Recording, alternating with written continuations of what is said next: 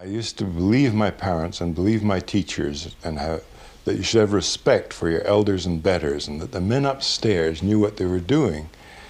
And I was taught that the more I would know, the further I would go. So I stayed in school, I got a degree, eventually got a teaching certificate, I went out to teach. And the first school I taught in, the principal was primarily concerned that the children did not step on the rose beds. And education seemed to be the furthest thing from his mind. I saw teachers and administrators that seemed incompetent, and I started to question some of these ideas I had. And as I looked around me, I saw a sign on the door that said, "Emergency exit, authorized personnel only." I wondered who'd written that. But then later I saw another sign that said, "Emergency exit, not to be used under any circumstances." I went to a library looking for a book, and I noticed that all the books on pregnancy were stored on a shelf down by the floor. Probably the people that needed them most couldn't even see them. And then as I looked around, I saw that very often competent people, the competent individual, was promoted to something he couldn't do. I saw a competent mechanic where I used to take my car. He was terrific. He was very responsible, very precise, knew exactly what he was doing, so they made him foreman.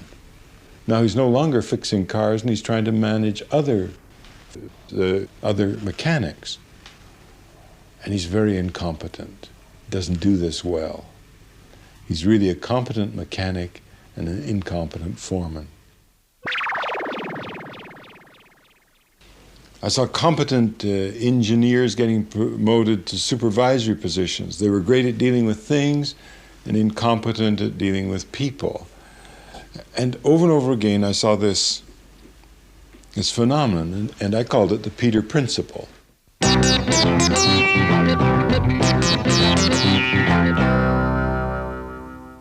The Peter Principle states very simply that in any hierarchy, an employee tends to rise to his level of incompetence, and that's where he stays.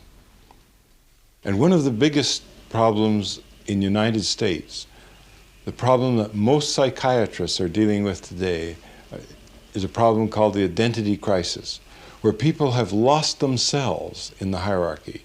They've done what they've been told. They're following the rules. They're being promoted. And then all of a sudden they find themselves wondering, what am I? Who am I? Where am I?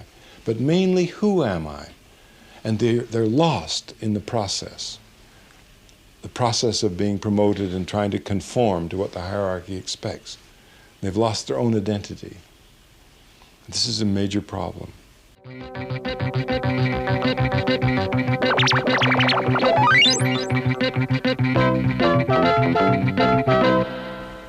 I think I'd like to make it clear that I'm not saying people shouldn't accept promotions. Some people should.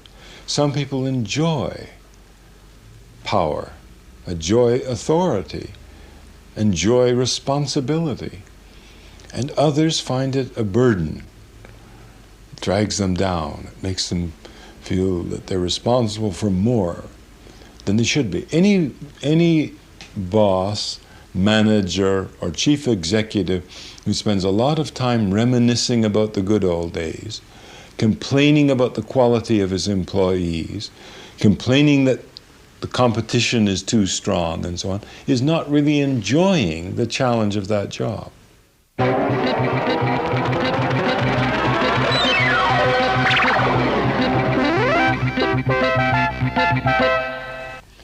Should we go throughout life being conditioned to keep on accepting that next reward, to keep on running like a squirrel in a cage, to keep on striving for that carrot on the stick?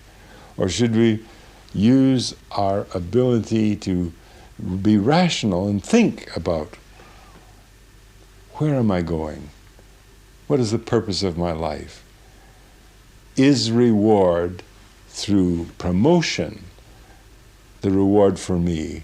Or are there other rewards through other aspects of living? This is the question. I can't answer for you. I try to answer it for myself.